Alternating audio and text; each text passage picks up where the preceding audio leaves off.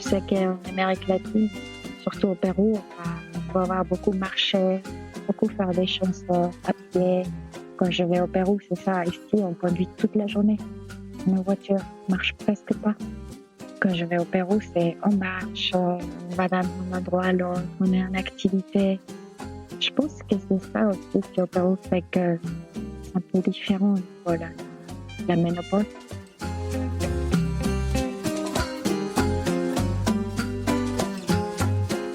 Cet été, je vous emmène en voyage à travers les continents pour aller rencontrer des femmes de toutes les cultures qui, elles aussi, traversent la ménopause.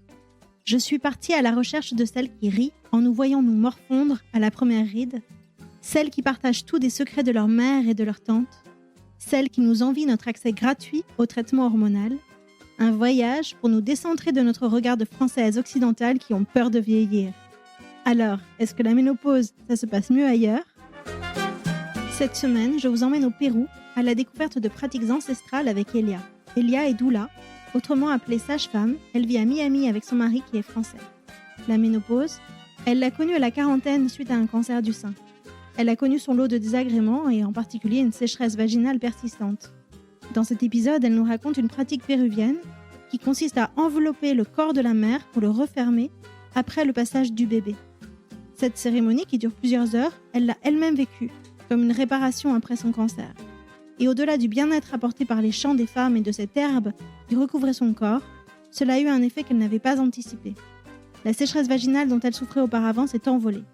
Cet enregistrement a été fait à distance et la qualité sonore se ressent. Mais j'espère qu'il vous plaira. Bonjour Elia. Bonjour, Audrey. Alors toi, tu vis à Miami et tu es péruvienne. Oui. Tu as quel âge aujourd'hui ? J'ai 47 ans. Et tu es doula, c'est-à-dire que tu t'occupes des femmes ? Oui, je suis doula, je m'occupe des femmes. Aussi, j'essaye le massage de bébé pour les femmes. J'apprends aux parents de pouvoir nourrir ses enfants à travers les mains. C'est très important pour moi. La peau est l'organe le plus grand de l'être humain et c'est par lequel tu te nourris aussi. Ça peut être, voilà, tu te nourris quand tu manges, certes, mais te nourrir à travers la peau est encore plus importante même qu'elle manger. Tout ce que tu mets sur ton corps, vraiment faire attention à ce que tu mets. La peau elle absorbe tout. Toi, aujourd'hui, est-ce que tu es en périménopause ? Là, maintenant, oui. J'ai eu 2 fois de cancer au sein et pendant cette période-là et les traitements, j'avais plus mes règles. J'ai pas rien demandé. C'était comme ça. C'était un des effets secondaires. Qu'on a plein de femmes comme moi qui sont arrêtées d'avoir ces règles parce que c'est un effet secondaire de la chimie. Là, moi, j'ai 3 enfants qui sont grands, mais pour les filles qui sont plus jeunes, elles sont vraiment très tristes parce que peut-être ils vont garder les cheveux à côté, mais ça sera pas pareil. Tous les hormones que tu releases, que tu sors, sont très importants pour ton corps et tu ne les as plus. Et qu'est-ce que tu fais, du coup, pour pallier ce manque d'hormones naturelles à ton âge ? À mon âge, ce que je fais, c'est j'essaye de bien manger. La nourriture est très importante. Faire beaucoup de sport, beaucoup d'activités, de ne pas rester assis. Je sens que si je reste assis très longtemps et que je bouge, si je ne bouge pas, si je ne suis pas en mouvement, mon corps il commence à s'éteindre. C'est indispensable de bouger, c'est indispensable de prendre le soleil, c'est indispensable pour moi de prendre soin de moi. C'est une manière de prendre soin de moi, de sortir, de prendre l'air. Je sais qu'il y a beaucoup de gens qui peuvent pas. Ils disent, je dois être toute la journée au bureau, je peux pas sortir, je peux pas. C'est beaucoup plus important que je peux pas. Vraiment, il faut faire. C'est prendre soin de soi-même parce que sinon, à la fin, tu tombes malade. Dans mon cas, c'est comme ça. Là, je mettais toujours à côté mes besoins pour pouvoir courir sur les autres. Et à la fin, je tombais malade, mon corps il n'a plus resté. Il a dit basta, maintenant tu t'arrêtes. Obligé. Alors c'est mieux de ne pas attendre. Prendre soin de soi. Des fois, on attend quelqu'un qui va nous donner de l'amour, des câlins. Mais c'est nous-mêmes qui devons nous faire nous-mêmes.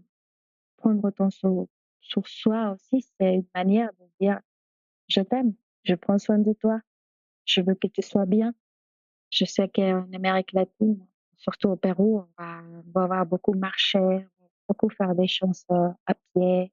Quand je vais au Pérou, c'est ça. Ici, on conduit toute la journée. Nos voitures marchent presque pas. Quand je vais au Pérou, c'est on marche, on va d'un endroit à l'autre, on est en activité. Je pense que c'est ça aussi qui au Pérou fait que c'est un peu différent au niveau de la ménopause. Ma maman, elle a pas eu des symptômes, rien. Je sais que quelques amis à elle, ils ont eu un peu, mais ma maman, rien. Ma grand-mère non plus. Ils savaient pas le temps, ils savaient, dans sa tête, ils étaient en train de faire plein de choses et ils n'ont rien senti. Je demandais. Chaque personne est différente, mais je pense que aussi c'est comme c'est ta tête elle va avoir une très grande influence à comment est-ce que tu vas te sentir. Et je sais que ma grand-mère et ma maman sont très calmes et ils font plein d'activités, mais très calmes. Et toi, tu sens que tu es contaminé par le mode de vie occidental entre la France et Miami? Un peu, mais par exemple, quand j'habite à Miami, mais je suis un peu dans un côté de Miami où il y a plein de verdure. Là, nous, on a choisi ça. Parce que tu peux choisir vivre à côté de tous les immeubles, à côté de Brickell, où il y a tout le building, nightlife and everything. Mais nous, on n'a pas voulu faire ça. Nous, on s'est dit, on a une famille, on va avoir de l'espace, on a un grand jardin, on a de l'espace.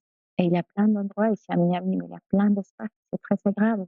Je peux sortir, je peux marcher, je peux faire du vélo, je peux nager. Pour moi, c'est important. Nous, on a choisi ça.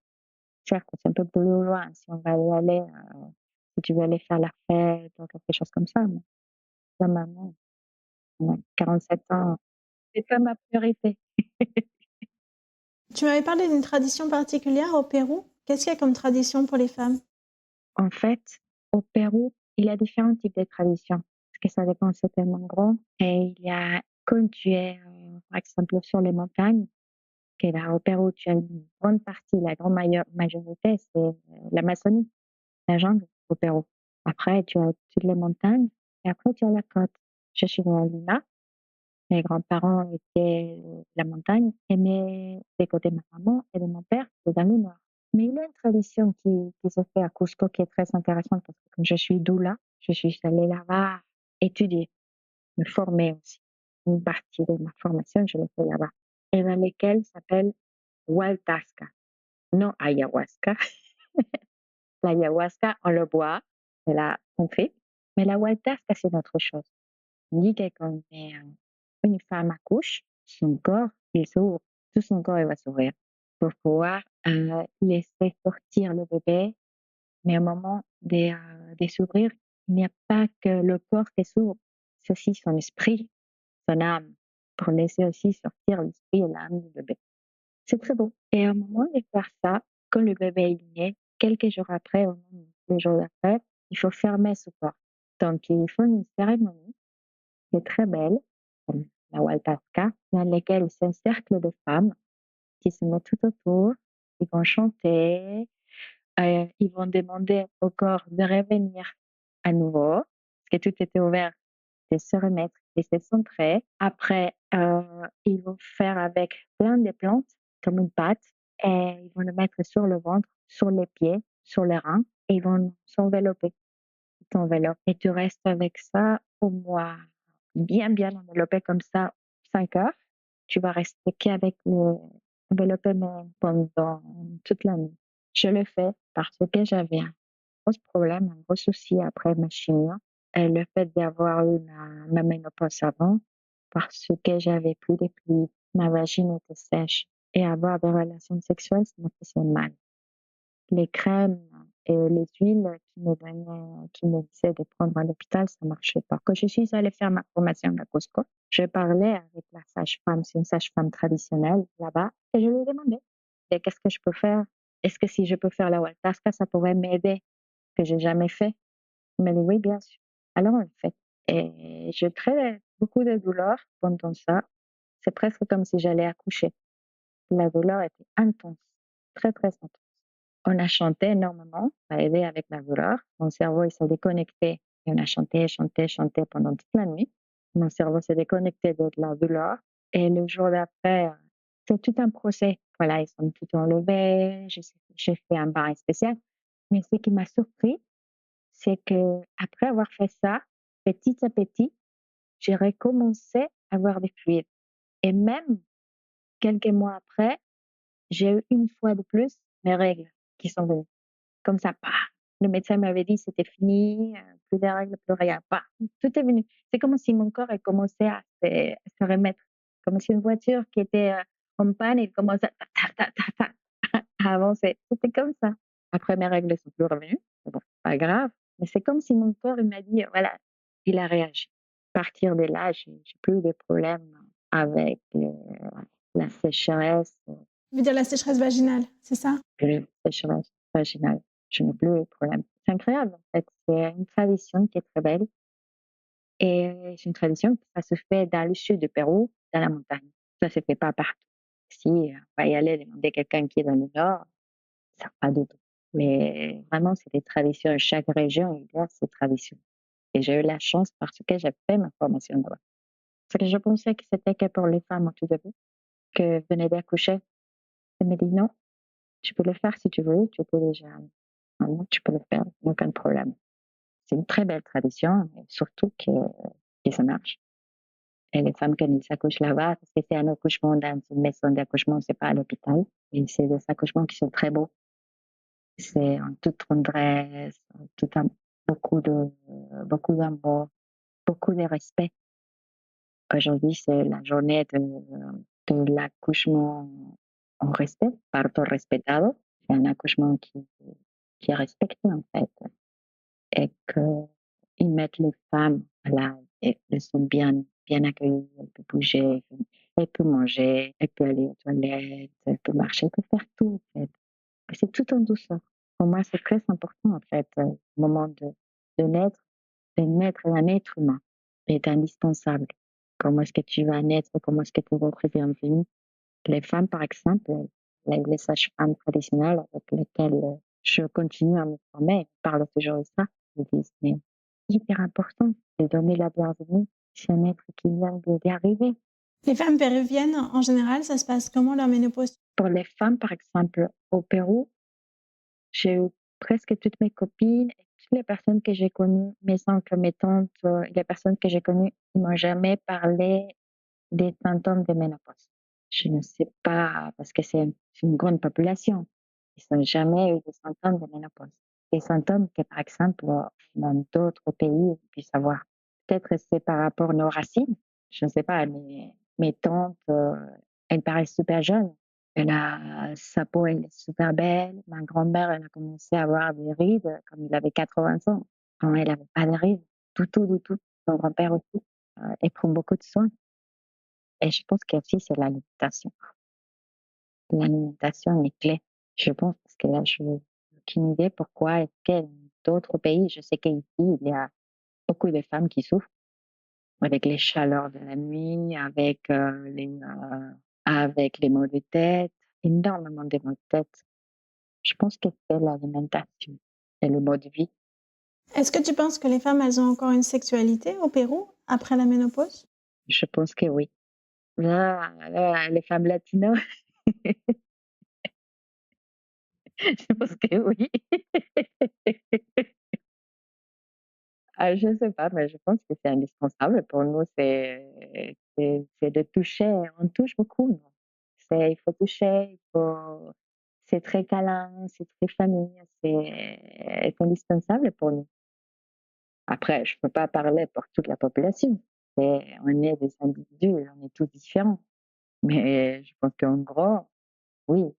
Après, il y a la fatigue. Là, maintenant, la vie moderne fait que tout le monde est en train de courir à droite, à gauche et que même au Pérou, les plus jeunes, non, tout est plus vite qu'avant.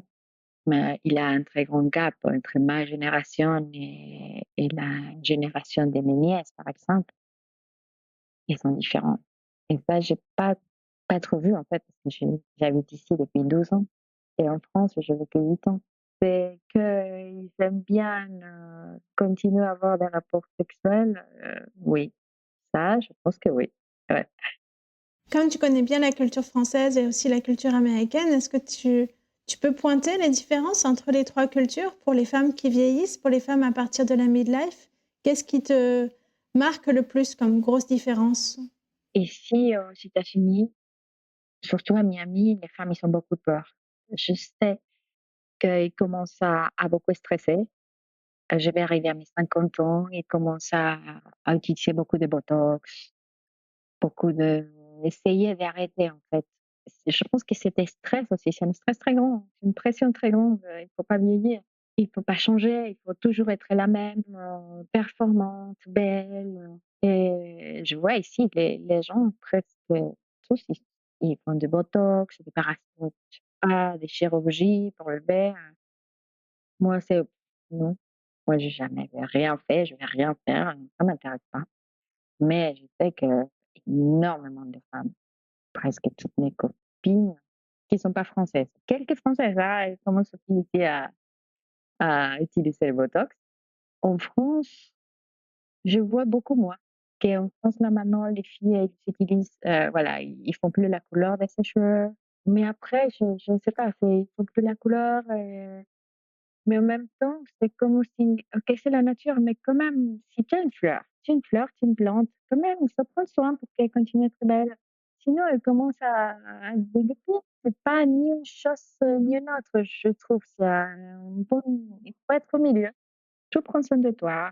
Tu veux pas avoir des rides et tu veux pas avoir de botox, mais un petit peu de crème. Hydrate ta peau, bois de l'eau, bois des tisanes qui vont faire que ton corps élimine les toxines, mange correctement. Et voilà, c'est le minimum.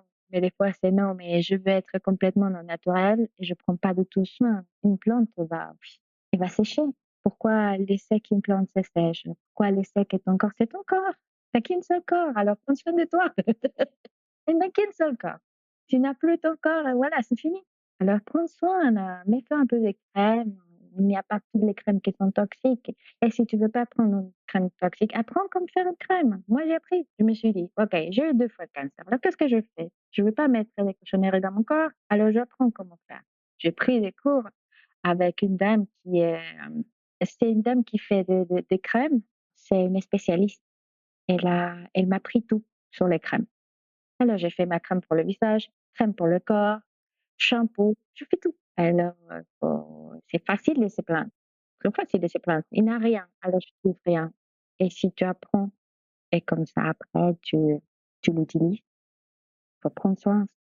Ah non, moi je mets ma petite crème tous les jours, ma crème pour le visage, je bois beaucoup d'eau, je prends des tisanes pour éliminer les toxines. Il faut aider le foie et le rein.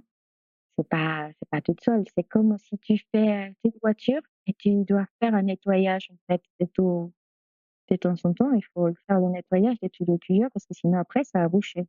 Exactement pareil, c'est dans ton corps.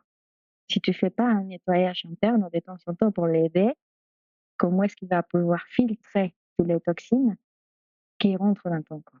Donc, de temps en temps, il faut faire cette vidange, et nettoyer les filtres. C'est comme je le vois au niveau mais ici aux États-Unis, ils font pas soin. C'est très externe, le soin, pas interne.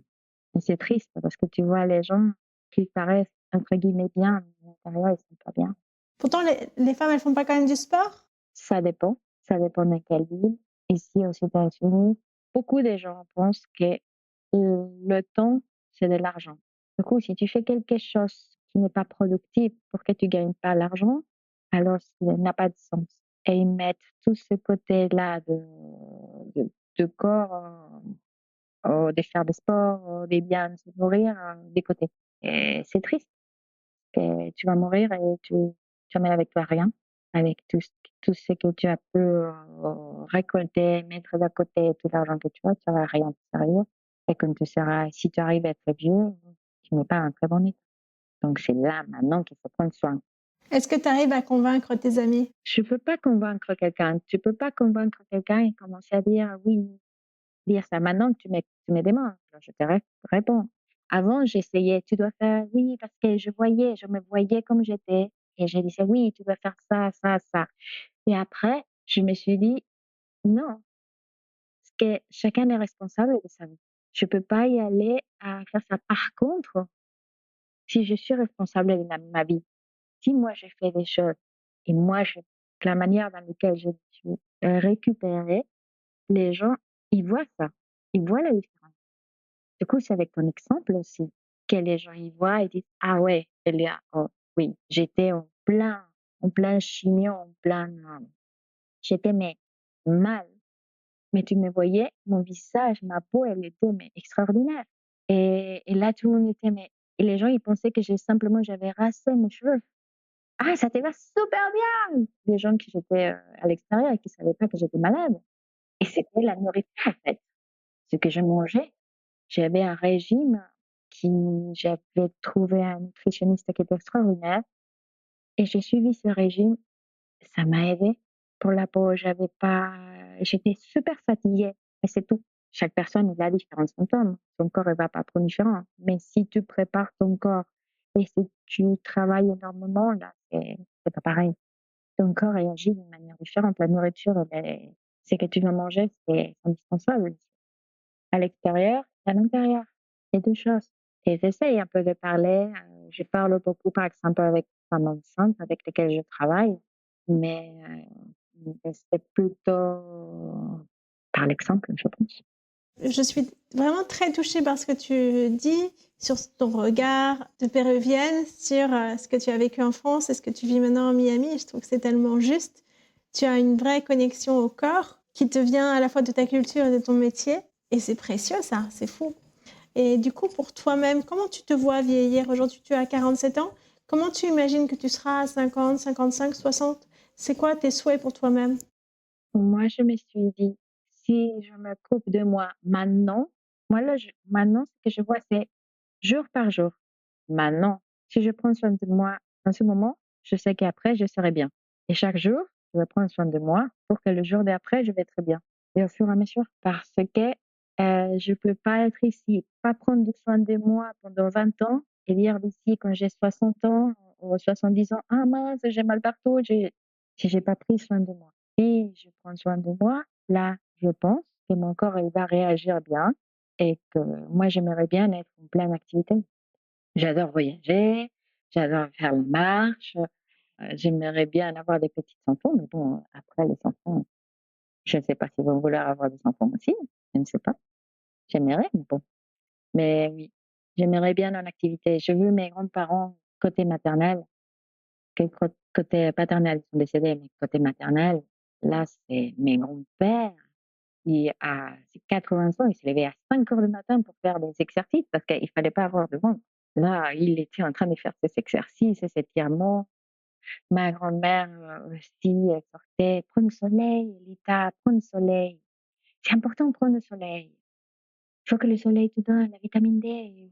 Soleil, soleil. Si tu es malade, sors s'il te plaît». Non, ah oui et c'est ma grand-mère aussi, les 2 étaient super actifs et le covid, le fait de pouvoir pendant le covid, que tous les 2 étaient enfermés et qu'ils ne pouvaient pas sortir, mon père qui paraissait quelqu'un de super jeune comme il avait, 85 ans. Après le covid, là maintenant, il est devenu un monsieur parce que pendant ces 2 ans, voire plus, parce que maintenant il veut plus sortir de la maison, il dit: «Je veux pas sortir, là je vais mourir». Il dit: «Je sors pas, je marche pas», il fait plus d'exercice et pendant de 2020-2024, il a fait dégénérer et là maintenant, il paraît son âge. Il paraît même plus. Et il marche pas, il a tout son corps qui est comme ça et qui bouge plus, il a mal partout et en 4 ans, en fait, parce qu'il n'a pas sorti, parce qu'il n'a plus marché, parce qu'il n'a plus de soleil, rien. Ça l'a complètement changé à lui et ma grand-mère. Avant, c'était mon grand-père, il est venu nous voir avec mes parents 2-3 fois ici aux États-Unis. Il s'est allé en Europe, voyageait tout le temps, mon grand-père. Il était en activité. Comme le sédentarisme, le fait d'être dans un seul endroit sans bouger, lui, tout son corps physiquement, il est comme ça. Avant, il était comme ça, avant le Covid, et maintenant, il est comme ça. C'est un des conseils que je pourrais donner, c'est sortez, sortez. Faites, voilà, si dans votre quotidien, vous savez votre agenda, à 8 heures ça, à 9 heures ça, voilà, mettez 1 heure au moins pour vous. S'il y a pas mal de monde qui gère son agenda, alors dans votre agenda aussi, prenez rendez-vous avec vous-même. Et dites: «Allez, je sors, je marche, je prends le vélo, je ne sais pas, je mets la musique, je fais, des Zumba». Je ne sais pas. Moi, des fois, je suis là en train de travailler, je dis: «Ah non, je me lève, je mets la Zumba et je me mets à danser pendant 1 heure». Ça me fait tellement de bien de danser. C'est le corps, il explose avec la danse. Alors ça c'est mes conseils, il faut bouger. Ne restez pas comme ça, tous les muscles commencent à s'atrophier après, ça fait mal. Mon mari maintenant, il a un temps limite avec le bras parce que, voilà, le téléphone, le travail, l'ordinateur, mais les images, internet et petit à petit, on va commencer à atrophier tous nos muscles, le fait de pas bouger. Ça, c'est un des conseils. Comme tu as plusieurs cultures, j'aimerais bien savoir ce que tu transmets à tes enfants. Quelles sont les règles que tu veux leur passer, les règles que tu veux pas leur passer de tout ce que tu as autour de toi? C'est toujours l'exemple. Par exemple, moi, je vais pas crier beaucoup. Moi, c'est avec le regard, ça, très bien. Je suis énervée ou pas. Je pense que c'est le respect, c'est pas qu'avec un cri, ça marche pas. C'est par contre, on est, très carré. Les enfants, ils doivent pour nous, il faut qu'ils puissent avoir des limites. Ils peuvent faire pas tout ce qu'ils veulent. Le respect, c'est indispensable pour nous, le respect sur les autres, sur eux-mêmes. Apprendre à se respecter, apprendre à dire non, oui, et pouvoir parler et s'exprimer. On laisse nos enfants s'exprimer, mais toujours on lui fait les limites. OK, d'accord, tu t'exprimes, certes, on est content, mais il y a toujours des limites. Il y avait par exemple, il y avait une anecdote que j'avais avec mon fils et ma fille, par exemple. Il va résumer à peu près tout. Ma maman, elle venait du Pérou, de ici. Et lui, il était jeune, il avait quoi, 11, 12 ans, maintenant il a 23. Et chaque fois que ma maman, elle venait, il faisait la tête. Mais pourquoi elle vient si longtemps? Elle reste 4 mois. Il voulait pas que ses amis viennent, qu'il ait une grand-mère dans le salon pendant que ses amis venaient. Il était pas gentil avec ma grand-mère, avec ma maman, vraiment. Alors, je l'ai pris de côté et je lui ai dit: «Regarde, je peux pas t'obliger à aimer quelqu'un. Je peux pas t'obliger. Personne peut pas peut t'obliger à faire quoi que ce soit. À aimer, surtout pas. Par contre, ce que je peux te dire, c'est que tu dois la respecter parce que c'est ma mère et c'est ta grand-mère. Si tu l'aimes pas, c'est ton problème. Mais c'est ma mère et tu vas la respecter. Ça, il n'y a pas de négociation, il n'y a rien d'autre. Tu lui dis bonjour, tu lui dis au revoir, tu lui demandes gentiment les choses et c'est tout. Là, on a mis en fait toutes les choses à plat et avec mes et pareil, une fille, elle faisait pareil, elle parlait, mais ça, c'était côté mon mari, elle parlait mal avec ma belle-mère. Elle était petite, hein, elle avait 4, 5 ans et elle parlait mal. Je mets Anna-Sophia, s'il te plaît, pourquoi tu es si respectueuse avec ta grand-mère? Tu lui parles bien, s'il te plaît, tu lui dis, s'il te plaît, Anna-Sophia, s'il te plaît, parle bien avec ta grand-mère. Tu as une fête cet après-midi. Si tu te comportes comme ça, je t'amène pas à ta fête. Elle commençait à parler hyper mal. Alors je fais: «Tu vas pas à ta fête, c'était ta meilleure copine. Tu n'es pas allée à ta fête». Elle a pleuré toute l'après-midi. «S'il te plaît». Non. Même sa grand-mère, elle venait me dire: «S'il te plaît, laisse-la y aller». Non. Je lui ai parlé, je lui ai expliqué et je lui dis les conséquences par rapport à ses actes, qu'il faut qu'il soit responsable. Il n'a pas arrivé à le faire, même si elle est petite. Mais c'était pas grand-chose, hein, simplement je lui ai dit: «Tu parles bien à ta grand-mère, elle est gentille avec toi». Mais je te jure que plus jamais elle a fait ça. Elle a compris, en fait. Et chaque fois, mes enfants, tu es responsable de tes actes. Je ne serai pas tout le temps avec toi. Je vais t'aider, je vais t'expliquer le pourquoi de chaque chose. C'est simplement, c'est pas parce que je veux que tu fasses quelque chose qui est comme ça. Mais après, c'est toi qui es responsable, pas moi. On est de cette manière-là. On va pas beaucoup crier. Pourquoi? Par contre, si on dit non, si on a dit quelque chose, on va le faire. C'est pas que, ah, et après, ah oui, ah non, c'est pas grave, c'est pas grave. Il n'y a pas de limite. Il y a plein de familles qui sont diverses, qui sont différentes. Moi, je peux pas juger, chacun il va gérer ses enfants. Mais tu m'as demandé par rapport à nous, c'est comme ça que nous, on essaie de les éduquer voilà, sois respectueux, sois je peux pas, comme je dis, je peux pas dire qu'ils s'aiment tous, mais sois respectueux et respecte toi-même aussi. Voilà, on apprend en fait petit à petit, on essaye. Moi, mes enfants, je les adore et il y avait une autre anecdote. J'avais mon fils qui me parlait super mal, mais vraiment, je me lève à 6 heures du matin, je lui prépare son lunchbox, je lui prépare sa nourriture pour l'école parce que la nourriture ici, elle est pas bonne. Je leur prépare le petit déjeuner. Vraiment, je prends beaucoup soin. Et là, il avait commencé à me parler tellement, tellement mal, comme si j'étais moins que rien. Là, il avait, je pense, à ce moment-là, 14 ans. Mais vraiment, là, j'étais, mais je pensais même pas que ce soit juste aussi injuste, mais je trouvais, mais pourquoi? Parce que je suis gentille avec toi. Alors là, il avait son super ordinateur que lui-même savait acheter. Alors là, je suis allée, j'ai pris l'ordinateur. J'essayais de le sortir, j'arrivais pas parce qu'il avait plein de connexions. Alors je lui ai dit: «Maintenant, tu vas le sortir et tu le défais parce que sinon je vais tirer, je vais tout casser». Alors il est allé, il m'a dit: «Maintenant, tu n'as plus d'ordinateur pendant 2 mois». J'ai pris l'ordinateur, j'ai sorti l'ordinateur, je rentrais à sa chambre et lui, il était: «Mais pardonne-moi». Je me regarde moi. Moi, j'étais punie pas, je sais pas qu'est-ce qu'il avait fait, c'était vraiment une bêtise. Et après, par rapport à ça, que je l'ai vu, il avait commencé à me parler mal. C'est même pas pour ça. C'est parce que tu me traites mal quand je te traite bien.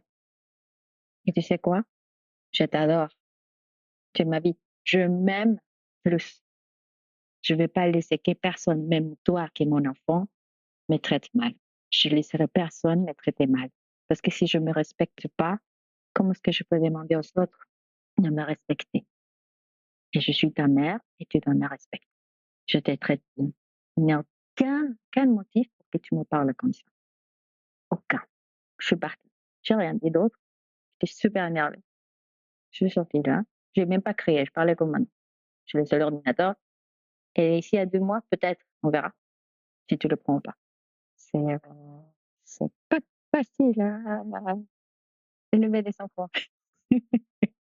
Bah écoute, merci beaucoup pour ton témoignage, Elia, c'était super. Avec plaisir. Et c'est la première fois que je parle. Alors, Bah, j'ai de la chance alors. merci à toi. Merci à tous pour votre écoute. Si vous avez envie de prolonger l'expérience, vous pouvez vous abonner à ma newsletter. C'est mon espace caché pour penser au calme. Vous trouverez le lien dans le descriptif. Et puis aussi, j'adorerais que vous veniez me dire ce que vous avez pensé de l'épisode. On se parle sur Instagram ou sur LinkedIn, c'est comme vous préférez. J'ai hâte de vous entendre. À très vite.